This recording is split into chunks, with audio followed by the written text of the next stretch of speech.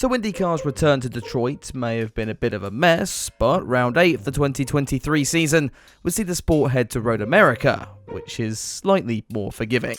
Well, unless your name starts with Roman and ends in Grosjean. Hey there guys, I'm Will, welcome to FP1 and Michael Andretti's worst nightmare. Let's get into the comedy review of the Sonsio Grand Prix of Road America.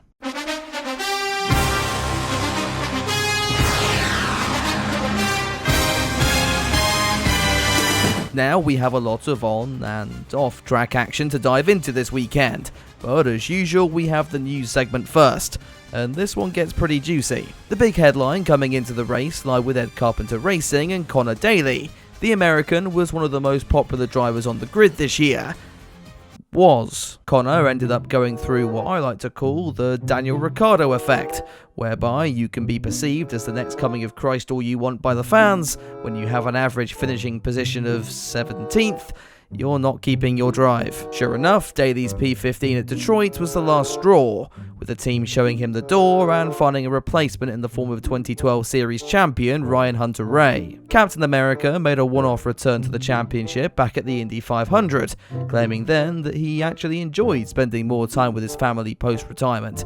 Claims that when we look back on them now seem to be complete and utter bollocks. Coming in mid-season was definitely going to be a challenge though, made all the more difficult by a completely resurfaced track and the existence of Stingray Rob. Road America's new look meant drivers approached first practice with a bit of caution, something that if you've been watching IndyCar for any length of time, they don't really know how to do. We had several close scares, Colton Herta revealing he was pro-violence against advertising boards before championship leader Alex Palou became the first to find the wall. One of his main rivals, Will Power, wasn't having the best of sessions either, and by that, it turned into a complete and utter clusterfuck. First to piss him off was Roman Grosjean, who revealed that he was clinically blind when he almost pushed the Penske driver into the barriers. Funnily enough, this didn't make Power best pleased, later on claiming Grosjean could do with a, quote, punch in the face. Rumour now has it that the pair will show up on the KSI Misfits boxing card in December. Things were about to get even worse when poor Will found Scott Dixon. The Kiwi had also turned senile as he drifted across the track and wiped both men out of second practice. As Power politely told Dixon what he thought of the crash, guess what that brought out?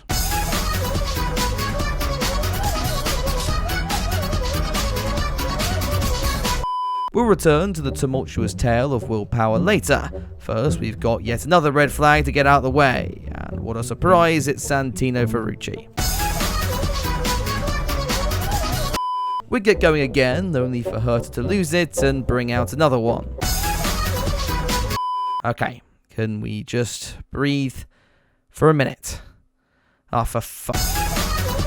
To save us all, I'm just going to move on to qualifying, where Hunter-Reay picked up where Daly left off, hitting the barrier and bringing out another red, failing to progress out of round 1. Roman Grosjean's day wasn't getting much better either, looping it around in the opening minutes of qualifying, and I'd just like to thank Will Power for sponsoring just this part of the video. The Australian wasn't having it much better though, as he took his number 12 Penske on a lawn mowing trip through the grass and out of qualifying. Scott Dixon became the other shock round 1 exit and would end up starting the race right alongside his newest best friend.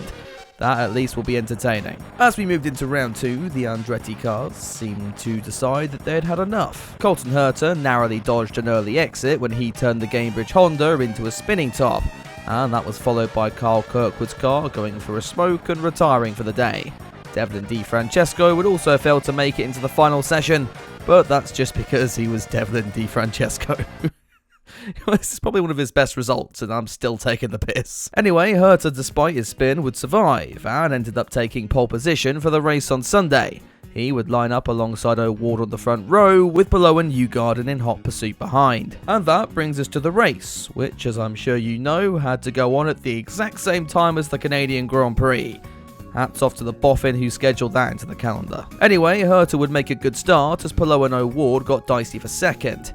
The Mexican's day was about to get even worse as Kirkwood used him as a break into T1 and was thus sent spinning out and bringing out our first caution of the day. Before that came out, there was a bit more drama further back. Benjamin Pedersen had had a decent qualifying effort for once, though Jack Harvey was able to rectify this and send the Dutchman back to where he belongs. The other yellow would also bring some cars into the pits, meaning Herta would take the restart ahead of Palou and Armstrong, who I've just remembered exists in this championship. As the Kiwi attempted to get past his experienced teammate into turn 1, Grosjean continued to incense Will Power as he forced the Australian out wide and into the clutches of Dixon. Karma wasn't far around the corner though, with Power getting a front row view as Grosjean had his standard Grosjean moment on lap 12. This incident must have really upset Scott McLaughlin. With no one to crash into now, he decided to just take his anger out on Santino Ferrucci. Given his history, I can't say I'm a complaint about this one. With the yellow out for Roman, Herta chose to come into the pits, along with pretty much half of the field. This would lead to chaos though, as unsafe releases from VK and Armstrong held up Simon Pagenaud and Kyle Kirkwood. During this fracas, Kirkwood's engineers were overheard telling everyone to take their time, which I'm sure probably explains where their pace has been all year. Back to the on-track action, and we wouldn't be green for even a few seconds before Jack Harvey thought he'd found a clever shortcut straight into the parking lot. We'd try that racing thing again on lap 19, with Herta holding the lead still from Palou and Newgarden. Marcus Ericsson, meanwhile, found himself overtaken by both Devlin Di Francesco and Santino Ferrucci, which is motorsport code for maybe it's time to pack up and retire. This clearly enraged the Swede, who did what we all do when we're angry, and took said anger out on the French. There was more drama on lap 23, as Newgarden made his way by Palou like it was an iRacing open lobby. With those two squabbling, this was great news for Colton Herta. Andretti had a pretty painful day, but maybe a win could just help ease that. I sure hope nothing goes wrong later. The Americans' lead would be reduced to naught after David Malukas ground to a standstill in the number 18 Honda. Things then got worse when a slow pit stop placed Colton behind Palou and Newgarden. With Armstrong and Power deciding against fresh rubber, they led the field to green, with everyone having to navigate a lapped Jack Harvey, who seemed determined to bring out the pace car again for some reason. Miraculously, everyone came through this unscathed, well, except for Devlin Di Francesco, but at least he's back where he's comfortable now. So Armstrong and Power were in the lead, though they were really gambling on a caution at this stage to save their weekends. That was sound logic, given Stingray was still circling at the back, though he decided to be well behaved for once in this one. As they boxed under green, Herta had managed to cycle his way back to the front. How, you ask? Well, blame the Canadian Grand Prix, because I have no bloody idea. Not that it matters, as he and Andretti were about to throw all this away with an early pit stop. Herta got a nice undercut here, but now he had to manage his fuel all the way to the flag. While we talk about managing, let's just spare a moment for all the Grosjean fans out there, who were trying their best not to kill themselves as they watched the Phoenix go for a nest in the Road America runoff. Back at the front, Andretti's nightmare was reaching its conclusion. Herta was a sitting duck as Palou soared past and into the lead. That one extra lap making the difference as Colton tried to limp to the finish on fumes. Herta would spend the remaining laps dropping even further back, as Stingray finally remembered his place and that it was time to have his traditional accident. Though for Stingray standards, I'm only branding this a 2 out of 10. No caution, I'm afraid, brings this one down a little. As usual though, there was no such troubles for Alex Palou. He came across the line to secure yet another win in 2023 and further extend his championship lead to 74 points.